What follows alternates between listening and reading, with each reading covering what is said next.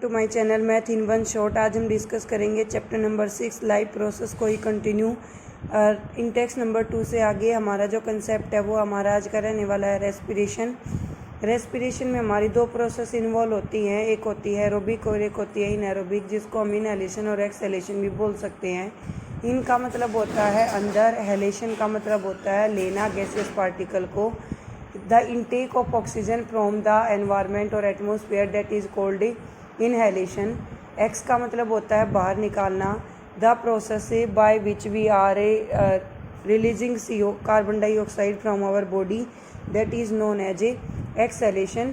और ये जो सारी प्रोसेस होती है इसमें हमारी एनर्जी भी इन्वॉल्व होती है, क्योंकि हम एनर्जी का भी यूज़ करते हैं। तो यहाँ पर एक्टिविटी हमें 6.4 गिवन है। एक तो हमें वाटर के अंदर ये पिस्टन यानी कि इस पिचकारी से पंपिंग करनी है, जिससे बुलबुले बनेंगे, यानी कि इससे हमारे झाग भी बनेंगे। और दूसरी टेस्ट ट्यूब में हमें क्या करना है, एक स्ट्रो रख के अपने मुंह से उसको सक करना है और उसी के अंदर छोड़ना है। तो हम देखेंगे कि जो हमारे मुंह का सलाइवा है वो इसके अंदर मिक्स हो जाएगा, जिसकी वजह से ये वाटर जो है वो मिल्की हो जाएगा, क्योंकि हमारे मुंह का सलाइवा भी इसके अंदर इंटरमिक्स हो रहा है। Take some freshly prepared lime water in a test tube, blow air this lime water, note the how long it take time to turn milky, use a syringe or a pichkari to pass air through some fresh lime water, note how long it take the lime to turn milky, while the what does this tell about the amount of CO2 in we breathe out। तो इसके साथ ये भी पता चलेगा कि इसके अंदर हमारी कितनी कार्बन डाइऑक्साइड जो है वो हमें बाहर निकाल रहे हैं। दूसरा केस क्या आता है कि कार्बन डाइऑक्साइड एटमॉस्फेयर के अंदर 0.02 समथिंग परसेंट में है, ऑक्सीजन 21% में और नाइट्रोजन 78% में है।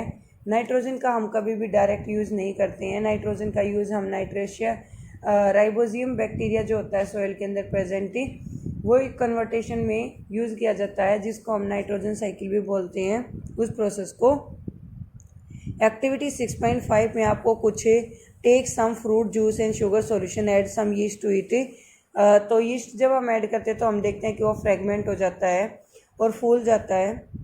नेक्स्ट है, we have discuss nutrition in organism in the last section. The food material taken in during the process of nutrition in the cell provide energy for various life process. Various life process क्या थी, यहाँ से हमारा 1 number का question निकलता है। Excretion है, respiration है, डाइजेशन ऑफ फूड है, ठीक है। ये सारी चीज़ें हमारी लाइफ प्रोसेस में काउंट होती हैं। Diverse organism do this in the different way. Some use oxygen to break down the glucose into carbon dioxide and water. देखो, ग्लूकोज 3 स्टेज में टूटता है, presence of oxygen, absence of oxygen और lack of oxygen. L से lack है और L से electric acid plus energy रहेगा। एब्सेंस है तो इथेनोइक एसिड प्लस एनर्जी रहेगा। प्रेजेंस है तो कार्बन डाइऑक्साइड और वाटर में टूट जाएगा। Some use other pathway that do not a glucose 6 carbon molecule, 3 carbon molecule called the pyruvate. अगर 6 कार्बन के मोलिक्यूल हैं एक फॉर्मूले के अंदर तो हम उसको ग्लूकोज कंसीडर करते हैं, और अगर 3 है तो उसको पायरेट लेते हैं। This process take place in the cytoplasm. Further the pyruvate में भी कन्वर्टेड इनटू इथेनॉल। जो पायरेट है वो हमारा इथेनॉल में और कार्बन डाइऑक्साइड में टूट जाता है। The process is absence of oxygen, anaerobic. जब ऑक्सीजन नहीं है तो एनारोबिक है, यानी कि जिसके आगे एन लगा उसमें ऑक्सीजन नहीं है। एरोबिक जिसमें ऑक्सीजन की प्रेजेंस है। Breakdown of pyruvate during the oxygen take place in the mitochondria.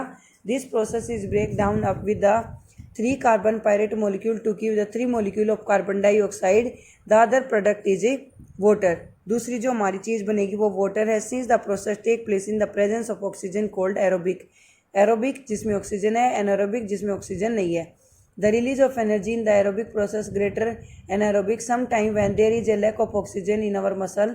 Another pathway for breakdown of pyrite is taken.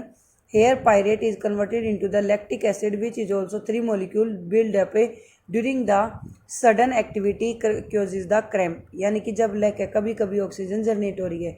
वही हमारी चीज़ आई यहाँ पर भी कि ग्लूकोज जो है वो 3 स्टेज में टूटेगा। Absence of oxygen, lack of oxygen, presence.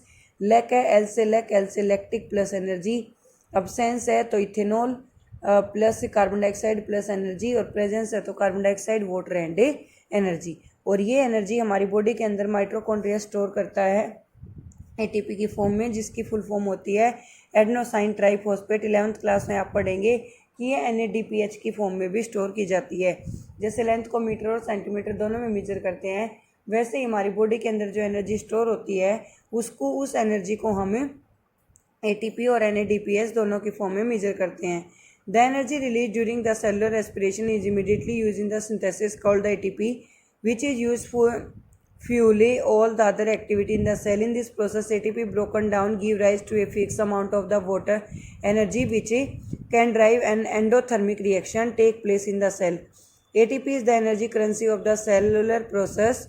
The process released during the process of respiration is to make ATP molecule from ADP inorganic phosphate. ADP में अगर हम फॉस्फेट को ऐड करते हैं तो ADP से हमारा क्या बनता है, ATP phosphate. Endothermic process. Endothermic क्या होती है? The chemical reaction in which heat is absorbed, that is endothermic. In the cell use the ATP driven the reaction when the terminal phosphate linkage of ATP is broken down into lime water.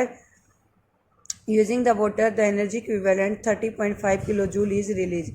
यहाँ 7 mark का question release होता है कि जब हमें ADP को phosphate के साथ जोड़ते हैं वाटर की प्रेजेंस में तो कितनी एनर्जी हमारी जनरेट होती है. Think how a battery can provide energy to many different kind of the use. It can be used to obtain the mechanical energy, light energy, electrical energy. देखो mechanical energy क्या होती है? The energy that is generated by the fuel that is considered to be mechanical. Light energy हमें दो चीज़ों से मिलती है. एक होते हैं आपके luminous object, एक होते हैं non luminous object. Luminous object are those objects that have their own light like sun and moon. Sun is the ultimate source of energy. And electrical energy, the energy generated by carrying of electric charge through electric circuit, that is called electrical energy. And so on. Similarly, ATP can be used in the cell to contraction of muscles, proteins, synthesis, conduction of nervous impulse and many other activities. Since the aerobic में क्या था? Presence of oxygen. Anaerobic में क्या था? Absence of oxygen. Pathway depend on the oxygen. Aerobic organism to ensure there is a sufficient make to oxygen we have to see the plant exchange their gases through the stomata. Stomata की जो shape होती है वो हमारी been like structure होता है. अगर day time में स्टोमेटा ओपन रहता है, नाइट टाइम में स्टोमेटा क्लोज रहता है, क्योंकि हमारी फोटोसिंथेसिस प्रोसेस में काफ़ी हेल्पफुल पार्ट होता है. फोटोसिंथेसिस क्या होती है? The process by which plant make their food by using sunlight, water and minerals, that is called photosynthesis. ये दो हमारी फोटोसिंथेसिस जो है वो हमारे दो टाइप की होती है, एक तो डार्क रिएक्शन, एक light reaction. Dark reaction take place during the night. ये रात के समय होती है क्योंकि डार्क का मतलब हो गया अंधेरा जिसमें लाइट प्रेजेंस ना हो. And light reaction occur during the day time in the presence of A sunlight. We have seen the plant exchange gas through the stomata and the large intercellular space ensure that there is a contact with the air. Carbon dioxide and oxygen gas exchange by diffusion. They can go into the cell and away them out into the air. The direction of the diffusion depend on the environmental condition requirement of the plant.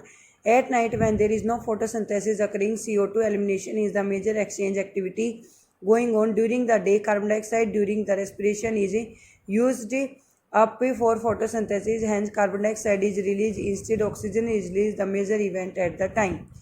Animals have evolved. जानवर जो हैं वो इन चीज़ों को involve करते हैं. Uptake of oxygen from the environment, वो environment से ऑक्सीजन लेते हैं. For getting rid of carbon dioxide produce, और कार्बन डाइऑक्साइड को छोड़ने के लिए terrestrial animal are those animal that they having their habitat on the surface that are considered to be terrestrial. And the organism that have their habitat in the water that are considered to be aquatic. अब habitat क्या होती है? The particular place where the organism can survive, the organism can live, that is called a habitat. उनका जो environment है वो आपका क्या बनेगा? Habitat. Terrestrial animal can breathe the oxygen in atmosphere, but animal that live in water to use the oxygen dissolve in water.